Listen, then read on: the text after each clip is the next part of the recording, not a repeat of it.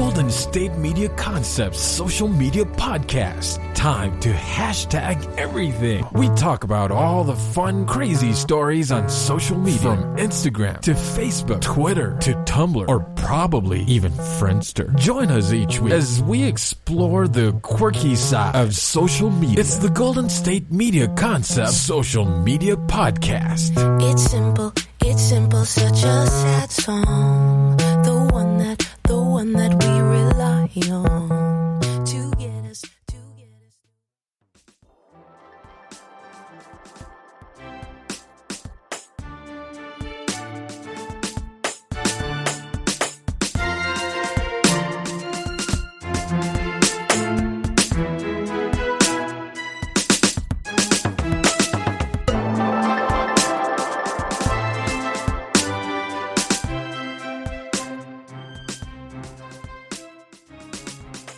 Alright, what's up everybody? Welcome back to the GSMC Social Media News Podcast, brought to you by the GSMC Podcast Network. And I'm going to give myself a pat on the back for that because it took me several tries just to get that one intro in. Thank you all for listening. I'm your host, Jose. And yeah, I'm going to be your host for today. Now, honestly, I really did not make that on purpose. I did not try to make it rhyme. But honestly, if it works out well, if it sounds good, then I'm going to keep it.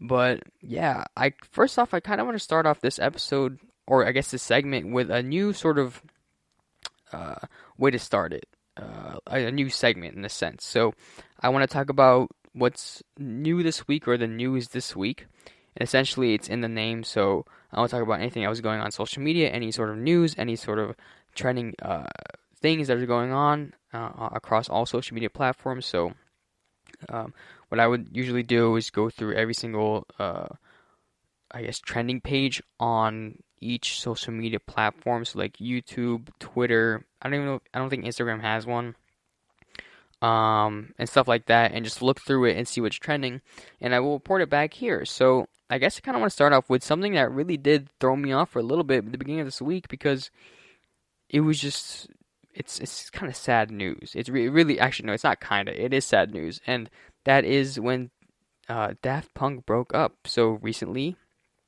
I think actually they announced it a little bit before this week started, but nonetheless, it's still kind of part of the week. And yeah, Daft Punk did announce their breakup, and it wasn't anything in bad news, or it wasn't, because they got mad at each other. I think it was just because it's really the end of an era. Their last album was back in 2013. Random Access Memories, and honestly, from my previous experience, I love that album just because of Get Lucky, and there was a bunch of other good gems that they've made, and obviously, I listened to any of their previous projects too. Fun fact, I took French in high school and I had to do a presentation about artists that were in France, and I did it about Daft Punk, and I learned a lot about them, and yeah, from 1993 to 2021, they have been together. So I think that's, hopefully I'm doing the math right. I think that's 18 years. But yeah, they've been together for 18 years. And just seeing it end, I guess, right here and then is just crazy to think. It's just, yeah. And it kind of threw me off a little bit just because I knew that they haven't made music in a while. But having like everyone's thinking, oh, they're gonna release something this year.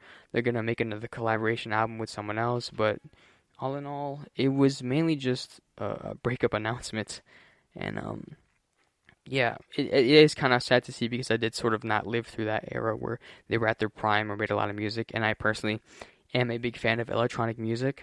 Listen to it all the time. Say like when I go to the gym or when I'm just casually just driving, I'm listening to electronic music. So. And since they were literally like the pioneers of that type of music, I really wish I was able to live through that sort of experience. And a lot of other YouTubers began to talk about this on their platform because that's actually where they announced it. Out of all places, out of all like social media platforms, they did announce it on YouTube. So like they made a video called Epilogue. And as everyone knows, epilogue means it's at the end of a book. It's something that sort of talks about what happens after the main story. So, I guess that title of that video is a metaphor for their career. I guess it's like although it's over, there's probably still they will probably still be doing projects, but like not them together, but they still will be working on music or other certain things.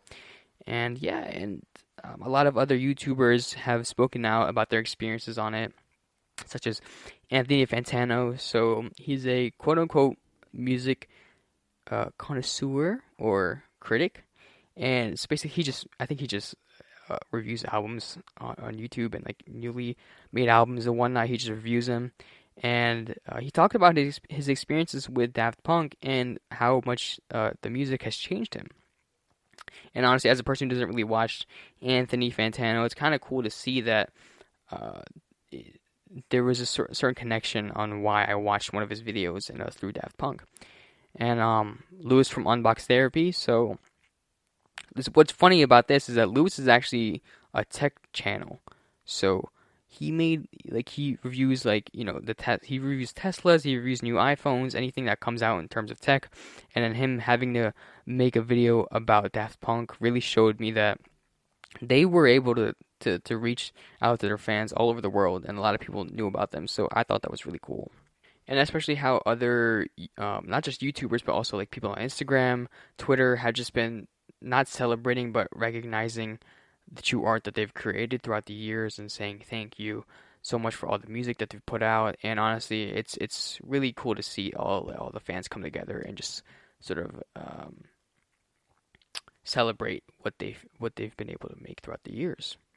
And yeah, I think that's what's on YouTube. Another thing, actually, a little thing is that Marvel recently released a new title for the new Spider-Man film, and that was through YouTube. Again, they obviously put out a trailer on there, and let me look at the stats. Actually, let me see if I can find the stats, because it was quickly rising. Like, honestly, it was becoming more and more popular throughout the day, and in general, everyone loves Marvel. And yeah, actually, not Marvel, but Sony Pictures Entertainment posted on our YouTube channel, and that was a day ago, and that's already gained 1.8 million views.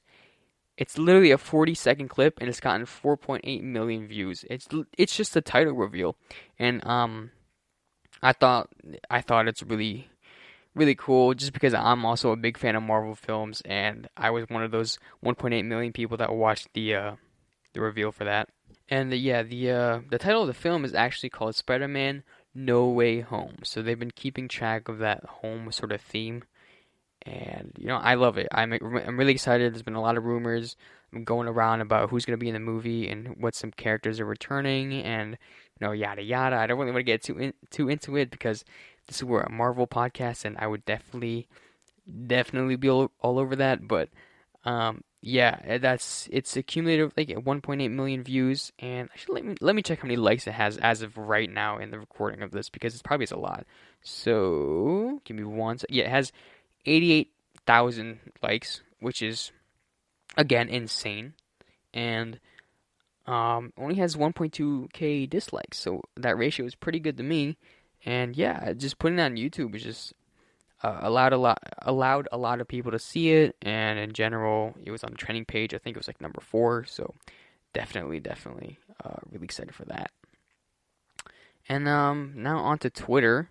So Twitter, number 3 in trending, is about Hasbro and our beloved favorite characters, Mr. and Mrs. Potato Head from the Toy Story franchise. So as of recently, in their toys, they're no longer using the Mr. and Mrs. Names, so they're really just keeping it gender neutral when it comes to that, and they're just keeping it as Potato Head toys. But in terms of the character, they will be keeping the Mr. and Mrs. Names to distinguish themselves from what character they are. So Hasbro has been incorporating that more into their products and into more of their community. So big ups for them for making their fans happy. And for number 6 on Twitter, it's called a Rip Twitter. So I'm actually not sure about this until like today. I haven't found this out because I don't really go on Twitter that often. But number 6 is hashtag Rip Twitter, and basically it is because Twitter is now creating a new feature where you can pay for exclusive content. So you can only select amount of people or followers can view that select content that you make. So it's like a private story on Snapchat or Instagram, except it's incorporated into Twitter. So a lot of people are kind of honestly, they've been making memes about it, but some of them are kind of upset because they've allowed this feature first of payment before any other ones that they've asked for, like what's that called? Like an edit feature where they can edit certain tweets of their own, or just allow other features to for in terms of messaging and stuff like that. So people are kind of upset, but people are also kind of making memes about it because why? Like, there's no need for this. There's really no need for a payment method because it's Twitter. And I saw this one meme where okay, here's a little backstory. People would often say, I'm like, oh my goodness, I can't believe Twitter is free because of the funny things that they see on Twitter, like the funny things that people say. And they're like, oh my god, I can't believe that Twitter is free. And like now, Twitter's like, well, it's not. And so I honestly thought it was really funny. And then they're gonna be incorporating a lot more features. I guess it's like exclusive to payment people only. I don't know how to. I guess if you can compare it to Patreon in a sense, where you can make exclusive content only for a certain amount of fans or followers. So I guess they're gonna incorporate that sort of aspect into Twitter. I'm not sure how it's gonna go. I'm not sure what kind of content people are gonna be making. But yeah, I'm interested to see. I'm probably not gonna buy it just because I don't really go on Twitter that often, and if any social media thing just asks me to pay for a service, I usually won't buy it just because, like, who knows? I may get off of that social media platform within like the next year. So like, say if I pay for that private thing for Twitter, I'm probably not gonna even use Twitter in the next like 10 years, like 5 years. And yeah, I'm definitely gonna check it out. I'm not gonna buy it, but I'm gonna ask if any one of my friends bought it, and I'm gonna see what the experience is like for the exclusive content, or what even like really it is about. But there's like, back to Twitter, there's only like a couple things. Really, there's not much. It's mainly just like politics that's been covering Twitter. But that's really it. When it comes to other social media platforms, I think Instagram doesn't have one. It used to have like a trending page. It used to have like all like the popular creators on there, but now it's more of like a select for you page where whatever posts or types of like things you interact with will show up on that page. So like if you like fitness, if you like the picture about gaming, then more of the things that you like will show up on that page for you, which I think it's really cool. For Facebook, Facebook does not have a trending page at all. I don't think it does. I honestly, I don't think it's really that caught up anymore when it comes to like those things. I think it's more of just a communication-based platform. Which brings me to my next segment actually about Facebook, and one of that comment I just made on like why it's not really that trending aspect. And yeah, it's kind of interesting to see because a lot of social media platforms except for Facebook have that sort of have a certain page just for the user, but with Facebook it's sort of kind of lacking in that. And that sort of just leads me into my next question or my next segment on why is Facebook losing a younger demographic? Why is it not really gaining as much popularity as it used to? Because personally, I used Facebook when I was younger, but like now as I continue to grow up, there wasn't really much of a connection with Facebook anymore. And that's something I really want to dive into in my next segment. But first, I really do want to take a break real quick. So yeah, I'll see you in a second. Do you want to be healthier, yet you just don't know what to do? All these shows telling you this and that, but nothing seems to work. Well, listen close. Golden State Media Concepts has got something great for you. The Health and Wellness Podcast dedicated to workout trends, healthy eating habits, diet, and everything about healthy living. Join us in our banters as we help you not just live life to the fullest, but live it to the healthiest.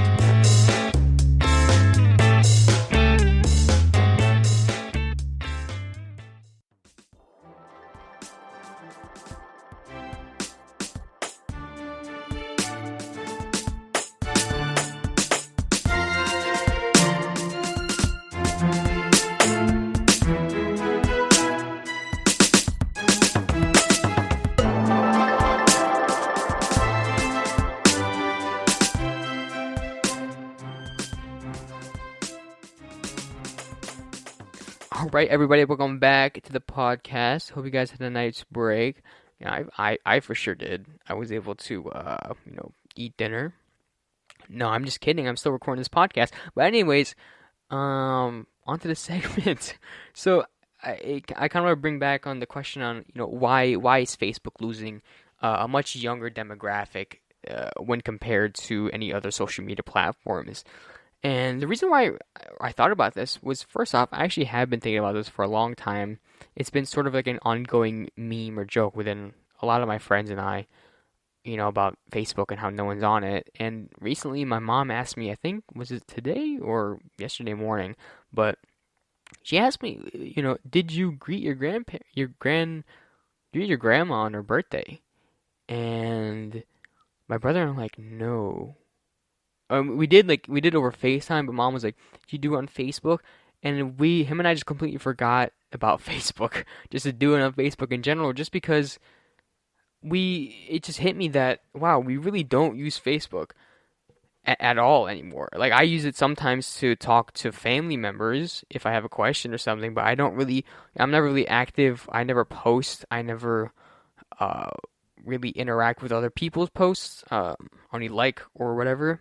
Never really comment, but yeah, it's a weird thing because when it first came out, I don't know exactly when it first came out, but when it first came out, I was fairly young, and I would be on it just to either play games or be friends with my cousins on Facebook, and seeing it now where it's become, I think it's really just. I use interesting a lot as a word, but honestly, I think it is interesting just because of how much it's changed throughout the years and how many, like, the amount of people that use it. And I think there's like a lot of certain factors that sort of lead into that. I think one of the main reasons why, or at least it started its downfall, was when Facebook bought Instagram. So yeah, when Mark Zuckerberg bought Instagram, and you kind of could see this throughout the progression of between, I guess, back in like 2012 when it was first bought until like now, actually. So for example, one of the main features that Instagram had are their stories. And for those who don't know what stories are basically a Facebook status, but with a visual aspect to them. So if you wanted to let people know you're at a park with your friends, throwing frisbee around with your dog, then you can post a quick video and shoot a quick video and then post it on your stories. And basically, it's in the name, it's the story. So a story of what happened throughout the day, or a story of this one thing. It's not a full-on post on Instagram. It's just a quick snippet of what happened throughout the day. And once that was implemented more onto Facebook, I guess people saw what certain features Instagram had through Facebook and sort of migrated their way into Instagram and rather than Facebook. And I get that, that does make sense where certain features are better on a certain other platform, i.e. literally like Instagram stories with Facebook stories too.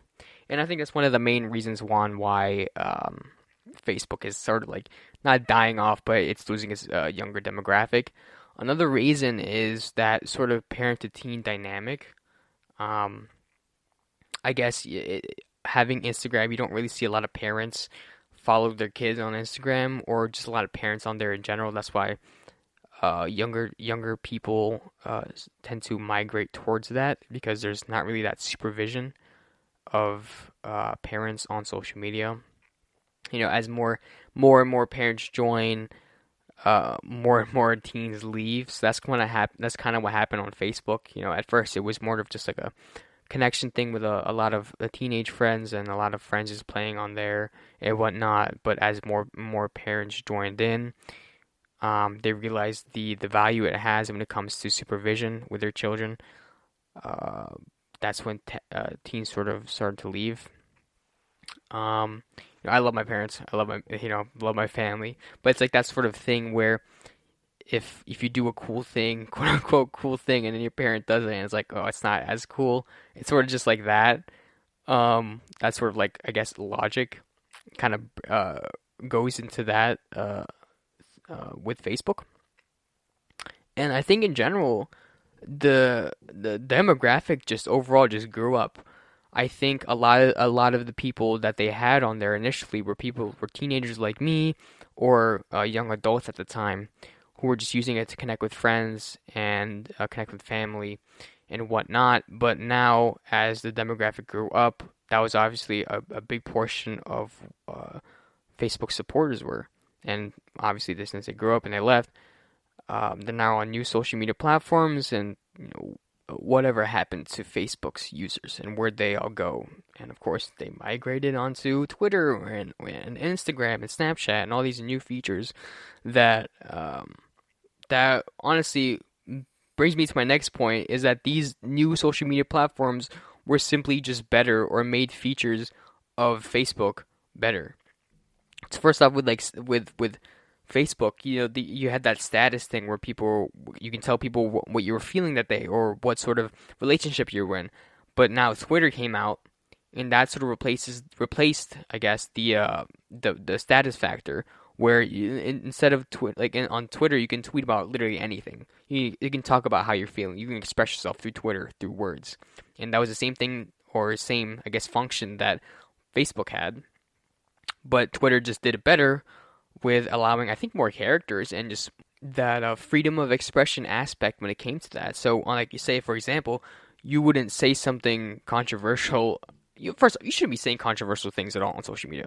But if you were to, your family could see it, and your close friends could see it, and you would often get judged by them.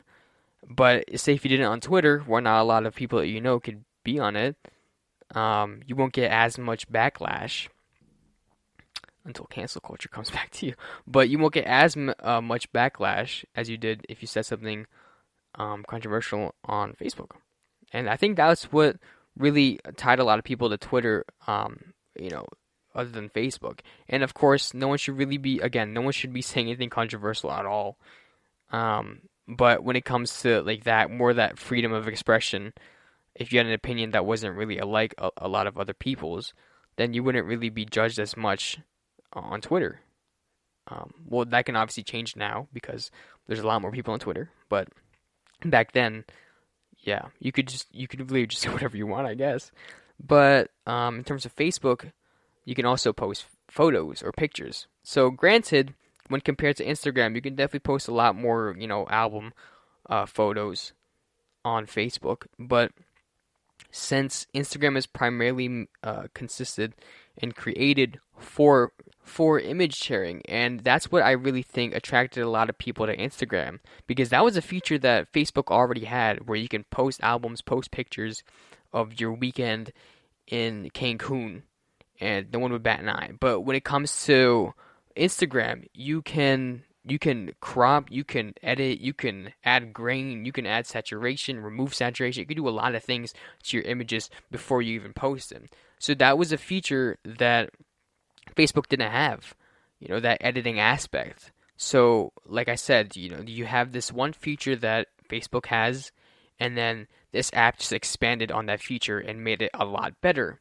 And next up, when it comes to messaging, Facebook already had that too. They had now they have Messenger, but they would just have messaging on Facebook. You can quickly send a chat to your friend and hey, do you want to play not Animal Crossing, Farmville real quick? And yeah, that would just be it. But now when it comes to messaging, I think what really replaced that or expanded on was Snapchat. So Snapchat is now the main premise of Snapchat is communication and messaging other people, and that's definitely another thing that Snapchat took from Facebook and it sort of expanded on it. So now you can both send pictures at a quick glance. You can't even they're not even sent to you as a file. They're sort of just sent to you as a Snapchat, and yeah, it's like a quick image at a glance, and you can also text through Snapchat. So these are these things that Facebook has, these features that these other apps have I'm not saying they stole it from Facebook, it's more on just expanding on the idea. And that's what sort of attracted more people to leave Facebook and join these other apps, because people enjoyed these features that Facebook had, but there was probably something missing. And now that these new apps offered the missing things that these people wanted, that's why they migrated towards these new apps. And I think with the creation of Instagram, Snapchat, Twitter, all these major social media apps right now, it really did just sort of just lead on to Facebook's demise because it wasn't really becoming useful anymore, considering we have all these other things that are much better. So yeah, that's definitely one of the other things. It's much like Tumblr, which honestly I was never really on. I just knew about it. I knew that a lot, like, some of the younger, not sorry, younger, some of the people a little bit older than me would use Tumblr to get in contact with each other, and it was one of the earlier forms of social media. But with the demise of Tumblr, it's kind of similar to what's going on with Facebook. So first off, it was bought by a bigger company, Yahoo, and that's definitely what happened with Facebook. It's bought by a bigger company. And it was definitely, and then Tumblr was just passed around and onto WordPress and a bunch of other companies, and and new forms of media then began to show up. And around that time, the first form of media was Twitter, and that was a very early stage of what's that called, of social media. That was really one of the first giants of social media at the time, and that quickly outgrew Twitter, because it had a lot more functions when it came to saying whatever you want and that expression, I guess. And yeah, there were more and more people leaving, and obviously it was a new app, so everyone wanted to get in on Twitter, and everyone wanted to be the first ones on there. So the users put their attention more onto Twitter than Tumblr, and slowly, Tumblr began to fade away, and Twitter became the new thing, and it kicked Tumblr out. And there was definitely other things that led to Tumblr's demise. I think one of the main thing was because of inappropriate material just kept being posted on the website, and the CEO kept trying to find different ways to prohibit all that and stop it. But eventually people were just getting tired of what was going on with Tumblr and left. And at the time, Twitter was a saving grace for Tumblr users. And yeah, I think there's definitely a lot of factors that sort of go into reasons on why Twitter has fallen. I think the ones that I've said were like really the main ones. And yeah, in general, I'm still sort of using Facebook. I use it for college sometimes. I use it to keep in contact with my family, but it's not something I wake up in the morning and just check on my phone. I just go straight to Instagram or something like that. But Facebook is definitely something I'm still going to be using on the side, but I'm never going to be using heavily on every single day. But I'm going to keep it until, no one is really on it anymore. But yeah. So with the new ways of social media coming out every single day and new forms of media being produced every single day too, people are finding new ways to do different things and new things. And one of them is making money or even finding jobs through social media. Now, for my next segment, I really want to talk about some of the people who have made it and who have been able to make a living out of content creation through social media. And yeah, after this quick break, I will be talking about that in my next segment. But first, I will see you all in a second. Tired of searching the vast jungle of podcasts? Now listen close and hear this out. There's a podcast network that covers just about everything that you've been searching. Hey! The Golden State Media Concepts Podcast Network is here. Nothing less than a podcast bliss with endless hours of podcast coverage. From news, sports, music, fashion, cooking, entertainment, fantasy, football, and so much more. So stop lurking around and go straight out to the Golden State Media Concepts Podcast Network. Guaranteed to fill that podcast itch. Whatever it may be. Visit us at www.gsmcpodcast.com. Follow us on Facebook and Twitter, and download us on iTunes, SoundCloud, and Google Play.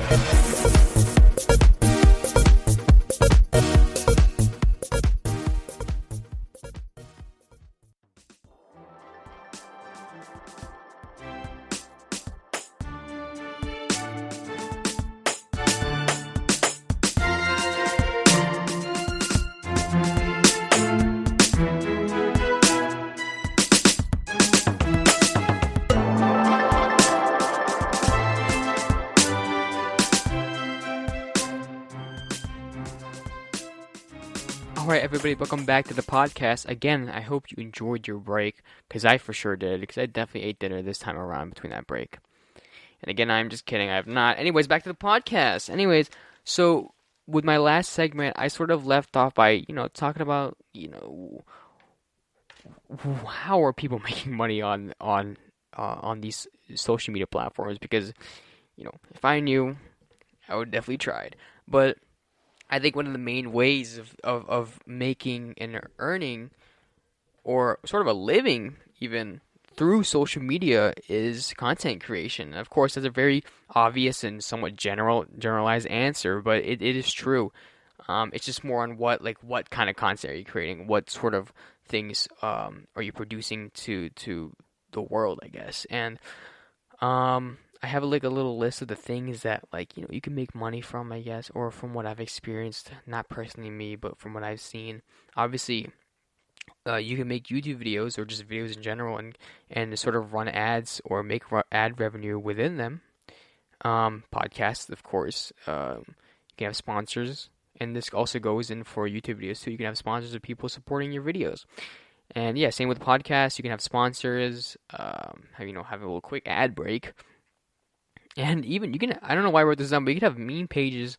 I've seen this too on Instagram, where you can have meme pages that, completely post memes and still earn money. You can have people, you can run businesses ads on your meme page as long as you have a large following, and still gain some money from that.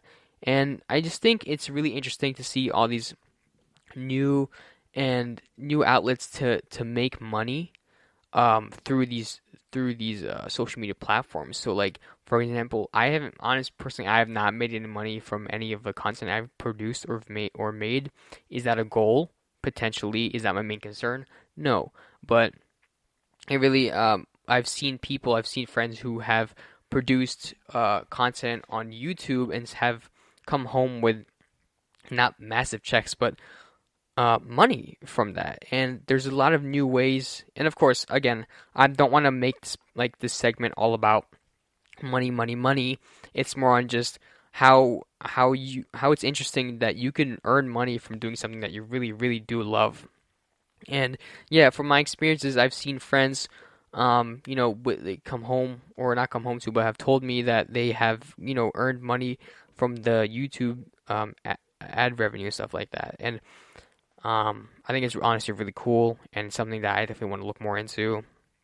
Again, another form of content creation is actually through streaming. So I know the streaming website Twitch has this affiliation program where if you reach, I believe, 100 followers on Twitch, then you are able or qualified for their affiliation program. And their affiliation program allows the streamers to promote ads before their stream. So say if a user joins in a stream, they have to watch an ad first before they do. And honestly, I think it's really cool because it just allows a sense of motivation for content creators to do more, to keep going with what they do. And it's sort of I guess it's a teaser of what can happen in the future. But yeah, the money they make through the affiliation program is not a lot. It's definitely something they can't live off of, but it's definitely something that teases, like I said, it teases the future, and also it gives an idea of what they can really make. Yeah, and I think it's really cool. One of my friends is part of the affiliation program, and he said, obviously it's not a lot of money yet, but he does enjoy seeing the growth that he has within the past couple of months. And yeah, overall, that's another good way of making or starting off money or getting some revenue with something that you love to do. And I think on YouTube, I looked this up prior to this podcast just because I wasn't sure if the statistic was right, but in general, I think on YouTube you can gain a range between $5 to $20 per 1,000 views on your video. It really just depends on the company and the ad that you're running. If it's a big company, you're probably gonna earn more money, or if it's a smaller company, then you're probably gonna earn less money. To each their own. I think I've said that within every single podcast so far, but yeah. So, and same thing also goes for podcasts. Whenever you run ads through them, it really also depends on the company and depends on how much money you can make from it. how much money they're able to give to you. And yeah, it's all in all, it's really cool just to see what you can do with an idea that you have or a passion that you have, and even make it into a job. I think there's this one quote I'm trying to think of right now. It's like um, something about like doing what you love, and like if you're if your job is something that you love, then like you won't work a single day in your life. I'm really butchering that quote, but it's something that it does sort of stick out because it is true. And there's a lot of people who have been able to do that, and I'm definitely jealous. But I kind of want to talk about some of the people that did sort of put their life on pause and worked hard into making a following and making a living out of their content creation. So definitely want to name some YouTubers that these are all YouTubers, by the way, that I'm naming who have dropped out of college or even high school to pursue a content creation career through YouTube. And I'm for sure definitely not saying for people to drop out of school just because to pursue a career. Everyone has their own choices, but I don't condone like, dropping out of college, dropping out of school to produce. You can do both at the same time, but definitely if you plan to do that, think about it. But anyways, some of these YouTubers who are very popular on YouTube, I guess, such as Casey Neistat with 12.3 million subscribers, and I honestly am one of them, just because I love the videos that he makes. They're all sort of intricate, and they have a lot of moving parts. Even though he does it himself, they're all vlogs. He's somewhat like of a tech channel too. So he does all these stuff. He like does different types of content, and I think his content really does stand out from a lot from other people, and hence the reason why he's a lot of subscribers. But in various times where he's told his past, he has dropped out of school, and I believe he had a show on HBO, like when it was first small, but I think it was like the Neistat Brothers or something like that. But he had a show, and then eventually moved on to his own independent content creation, and then that sort of he kind of kept building, kept working on his craft, and then was able to make a living from YouTube and making money like that. FaZe Rug. So FaZe Rug, he is another YouTuber. He's fairly young. I think he's like in his 20s, early 20s. And he first initially started off with gaming videos. He started off playing Call of Duty, and he was in a group called FaZe, and they all also did Call of Duty videos together and whatnot. They did a bunch of gaming videos together, and eventually, their popularity grew, and so did his. And he became one of the most subscribed FaZe gamer person on YouTube, and with 18.2 million subscribers. So again, he also dropped out of, I think, high school because he wouldn't have gone to college, but he dropped out of high school to pursue a gaming career, which is something that a lot of people at the time when he did not support at all, just because it's video games. It's something that you don't really expect for a career out of. But he was able to do that, and he was able to make money, and eventually, live on his own, support his family and whatnot, and buys, exotic cars and whatnot, buys designer clothes and stuff you see, online and whatnot. But yeah, he was able to start from the ground up, and eventually, became one of the most subscribed gaming channels on YouTube. Next up is one of my favorites, just because I love his vlogs, and he's just a funny guy in general. David Dobrik. He also does have his own podcast too. He does a lot of other content besides YouTube videos. And yeah, his name is David Dobrik with 18.8 million subscribers. And again, one of my favorites. He's a funny guy. At first, he started off with just small, short videos. He was on Vine. That's where he sort of got his following, through Vine, making the 6-second comedy videos. And then eventually, once Vine died, he moved on to YouTube, made vlogs. Vlogs are really funny. People like them. People subscribe to him. And then now he has this massive following. And you can see the wealth he has in some of the videos, just because I don't know if anyone is familiar with David Dobrik, but he has been able to give away cars to people and pay off tuitions to random fan. And it's just crazy to think that he actually visited a school that was fairly close to mine. I was like, dang, he could have came to mind, but yeah, his wealth sort of shows through some of his videos because of the cars that he gives his friends, and again, tuitions that he's paid off from his fans or even his friends and whatnot, and small things he does. And yeah, David Dobrik is definitely a YouTuber that also dropped out of high school. I just don't think he didn't drop out. He just didn't go to college. So he definitely graduated high school, but he didn't go to college. And Zoella, another person who dropped out of college. I don't really watch her content, but I know she also makes vlogs and she does a bunch of other things too. And she has 11.1 million subscribers on YouTube, and I think that's still crazy. But all these people that I've named have dropped out of school and sort of made their own living, and just kept at it with their craft, and eventually made a job out of it. No, again, I'm saying this one more time. I do not condone dropping out of school or college or high school or anything like that just to pursue a career. Definitely get your education and definitely keep working. And maybe you can do both at the same time. Who knows? But the main premise of this segment, I really just want to talk about the new ways of how you can really just work as an individual and work creatively at your own pace.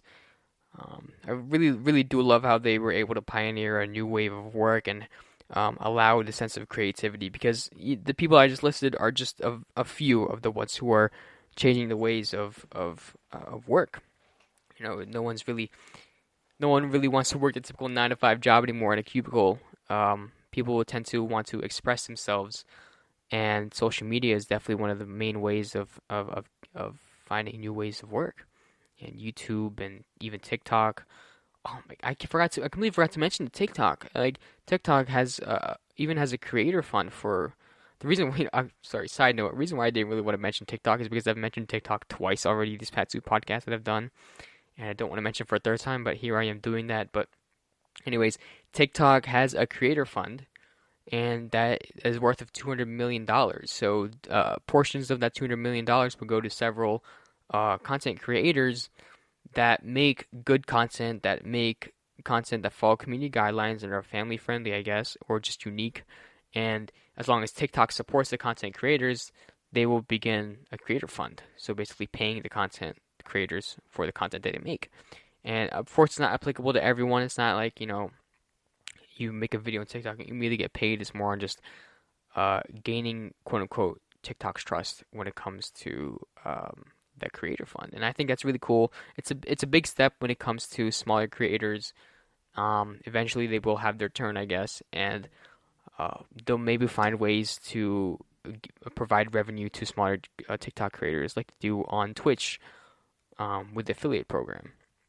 So it's definitely something to keep in mind of and keep track of in the future, where we live in an age where new jobs are produced every day, and people are finding new and different ways of finding work for themselves. Now, what I really just listed, like this whole segment, was really just a big positive of what social media can do to someone or as a group of people.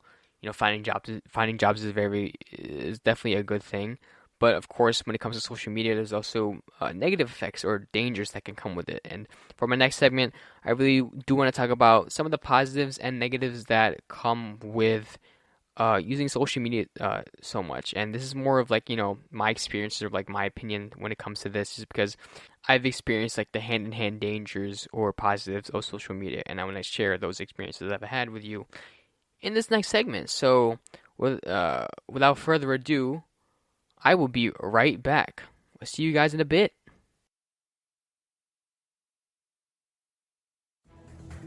Want to find out what movies to go see? Then check out the GSMC Movie Podcast. It's your ticket to the latest movies, whether it's a new blockbuster event, romantic, comedy, or action flick. This show has got it all covered. They talk some what to go see now, don't bother, what's hot on Netflix, and everything in between. That's gsmcpodcast.com/movie-podcast. When it's all about the movies, it has to be this new show. Don't forget to like them on Facebook and follow them on Twitter. Visit gsmcpodcast.com for more info.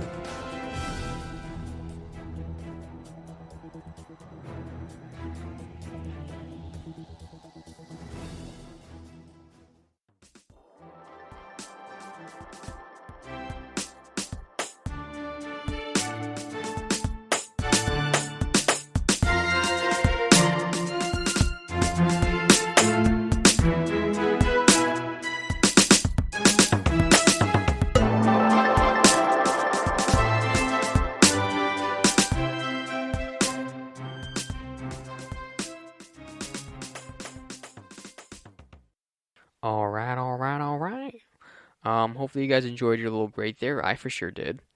But yeah, with my last segment, I sort of ended off with, what are the dangers and the positives of using social media so much? Because, this is a social media podcast, and, this whole topic I guess we have here just surrounds itself on podcasts.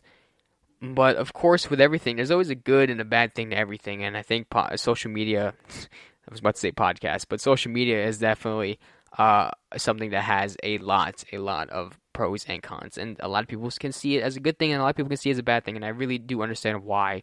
And for this segment, I guess it's the last segment, we're going to be talking about, some of the reasons on why it isn't good and what's bad. So I guess I kind of want to start off with a cons sort of list, to start off with, with the bad news first, I guess. So the first thing I really wrote down was just health, both physically and mentally. I think I mentioned this in the first podcast that I've done, was that it really is taxing on mental health. Seeing all what your life could be, or seeing all these sort of like stigmas around of what quote unquote life should be, really does have a toll on mental health and physical health too. It's just, honestly, it could just go down to a T of sitting poorly hunched over on your phone. That's literally scrolling through Instagram. That's literally like a physical thing that is a problem when it comes to health, physical health. And with like whether you like it or not, or maybe you don't even know or not, it does affect you physically and mentally. So yeah, there's definitely that mental aspect, especially when it comes to social media, of having a fake perception of what real life is like. And we always have to remember that, those are only the good things. That's why social media, it really only shows the good things in life. Reasons why people post rarely sometimes is just to show a good thing that's going on in their life. Because in reality, no one really wants to show the bad thing that's going on, the bad things that are going on in life, because honestly, sometimes that won't get likes, and that's what a lot of people care about.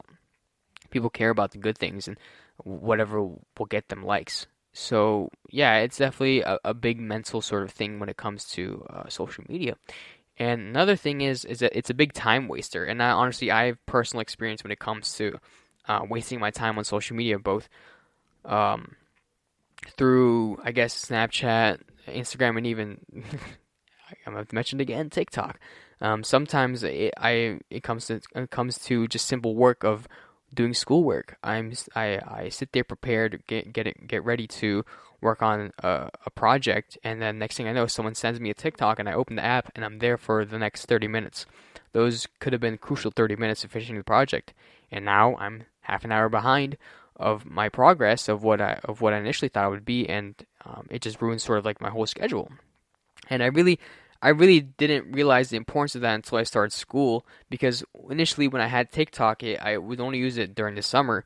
And at first, obviously I was free a lot during the summer, so I didn't really care that much. But when school started, and me still having that sort of going through that TikTok phase, it really does show me how much time I'm wasting on it. And I think I especially I saw this on TikTok, a video especially, of someone saying that, hey, stop scrolling. You've been wasting too much time on TikTok, and you don't even have a job. So it's something like that. It's like kind of like a reality check video on TikTok, which is kind of ironic enough.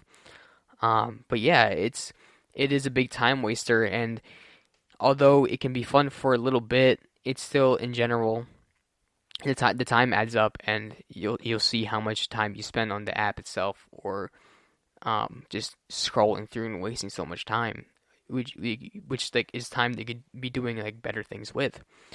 Another thing I wrote was it causes unnecessary drama sometimes, and again, I fall into this sort of this con where I remember like, a couple years ago I've experienced like someone unfollowed me, and I spent like the whole day wondering why did they unfollow me. And it was someone I knew in school too, so I was like, why did they unfollow me?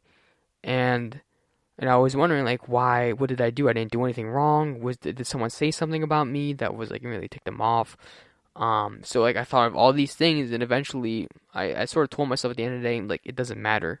What's done has been done, and that sort of unnecessary drama just sort of like thankfully I was able to get over it within that one day, but that drama can ruin someone's day, or can ruin someone's week and ruin their mood. And it's like sort of like this domino effect when it comes to the unnecessary drama that happens on social media.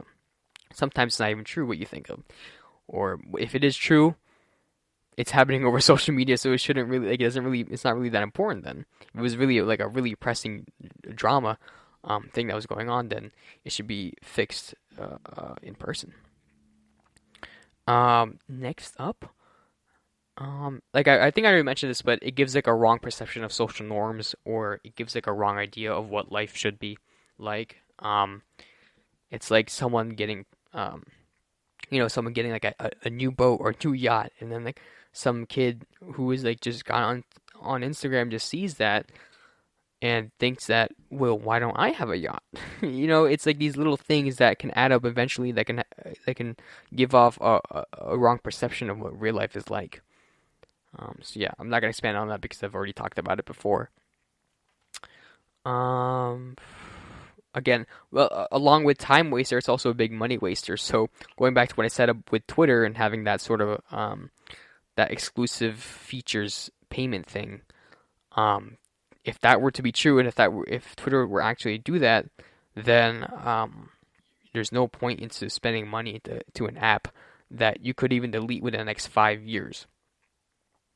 So yeah, it's definitely something that you should keep a lookout on. When it comes to money wasters, you may think it's worth it at the time, but then you actually spend the money and spend some time with it, and then yeah, that's it. Like, you're like, why did I just spend $10 on this? Yeah. There's a lot of trolls, haters, or just mean people in general online, which can be a dampening to mental health. Like I've said before, mental health is like number one thing for me. But yeah, there's a lot of people who just like to be mean, which is like horrible. Just people who just like being mean on purpose online, and just trolls who just try to ruin your day. And honestly, that one troll or that one hater can just really ruin someone's just someone's day within like within one sentence. They can ruin a whole day. And yeah, there's a lot of negativity that comes along online, and it's something that you don't need in your life. It's positive, as corny as this sounds, but positive vibes only, because that's what really will help you get through life. And like seeing all these trolls and haters and whatnot will only like dampen your mood more. What's another thing that I wrote? Oh, I think something I wrote is like, some people take it too seriously, and it's true. Some people were like, my certain feed has to look a certain way, or my aesthetic's not right. Which is, granted, this is like, that's perfectly fine. That's really like, again, I'm gonna say it again, but to each their own. If you want to make a certain theme to your Instagram page, and sure, like, by all means do it. I think it's pretty cool. But like, just some people that may take it a bit too seriously and prioritize that over work, or prioritize that over anything else that can be productive. That's when it becomes dangerous. And yeah, and sometimes people just take social media too seriously, and it can cause someone to ruin, like, it can cause for someone's day to be ruined. And yeah, it's this small stuff like that where it can build up and eventually ruin someone's day. And I think for my last one this is also a pro and a con. But I put it on my cons because I just thought of that, like, that was the last second I thought of it. But cancel culture. Again, I mentioned this in my first podcast I did about cancel culture and the dangers of it, and some positives of it. But there was a lot of dangers to cancel culture, because someone can literally just pick and choose who to cancel. If they said something that they don't like purely opinion based, like if someone said they don't like tacos, which is an elite food, by the way, but someone says they don't like tacos, and someone could just choose to cancel that person just because their opinion was different from theirs, and some people can follow that. And it's cancel culture is very iffy thing when it comes, at least for me, just because some people can take advantage of it. Like, of course, I'm fine with, like, give justice to the people who have said inappropriate things online, but also you gotta think twice on who you really are canceling, because it can change someone's life immediately. So there's a lot of big upsides and big downsides to cancel culture. But now, moving on from negatives, because it's getting a little bit too negative on this podcast, I kind of want to talk about some of the pros that they have on social media. So first up is communication in general. I've been able to talk to family across the world that I've never been able to talk to before, and I think it's really cool. I've gotten a lot closer with them. Thanks to social media, especially with Facebook and Instagram. Having to see their Instagram, stuff like that. Send a quick DM to them, catch up with them, send them a quick happy birthday text. But yeah, those little things that I'm able to communicate to them with really does help. And yeah, communication is really key when it comes to the social media. As again, also something I've mentioned previously is a new form of marketing. And again, this is social media is a very cheap way to market your product, your brand, your business, or whatever. Since it's on your own account, since it's on your own time, you don't have to pay for flyers, you don't have to pay for ads to play on TV. You literally can just take a picture of your product, promote it, like tell your friends to check it out, and then no cost. So social media does really help with marketing. You're able to reach people that you've never been able to reach before. So same thing I've said with my family, but also, say if you are a business, you're able to reach new demographics that you've never been able to reach before.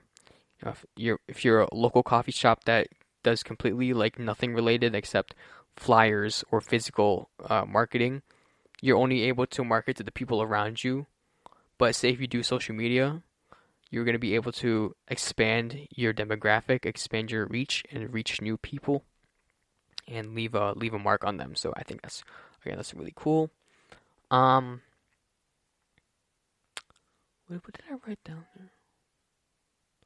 Oh, yeah, you can get closer with some of the people that you look up to. So, like celebrities, you can get a closer connection with them in social media. So, I've seen friends of mine DM rappers, and they've DM'd back. That's something you couldn't have done 5 years ago. Even though DMing was still a thing, more and more people are on social media and responding to their fans and responding and getting closer to the people that support them. So I think that's really cool when it comes to social media, and I'm really excited for that. And yeah, and overall, last thing I wrote down was it's just fun and entertaining in general, just because it's a good way to pass time. Even though I said previously it's a waste of time, if you have free time, time on your own, it's definitely a good way to pass time. It's a good relaxer at the end of the day, because you can just open your phone and just scroll through and see what Marvel Studios is posting, or you can see what Shaquille O'Neal is posting. But yeah, that's really the benefits of social media. If there's any more, please feel free to let me know. And yeah, and I think that's the end of the whole episode. But again, thank you all for listening. Thank you all for subscribing and following on us on all of our platforms here. And if you can, please leave a rating. Please leave a good rating too. It really does help me as a podcast host. And any feedback is wonderful. So thank you for that. And this is the Social Media News Podcast, brought to you by the GSMC Podcast Network. Got that on the first try. And yeah, thank you all for listening. And make sure to follow us on social. Yeah. And without further ado, have a wonderful day or night whenever you listen to this. You've been listening to the Golden State Media Concepts Social Media Podcast, part of the Golden State Media Concepts Podcast Network. You can find this show and others like it at www.gsmcpodcast.com. Download our podcast on iTunes, Stitcher, SoundCloud, and Google Play. Just type in GSMC to find all the shows from the Golden State Media Concepts Podcast Network, from movies to music, from sports to entertainment, and even weird news. You can also follow us on Twitter and on Facebook. Thank you, and we hope you have enjoyed today's program.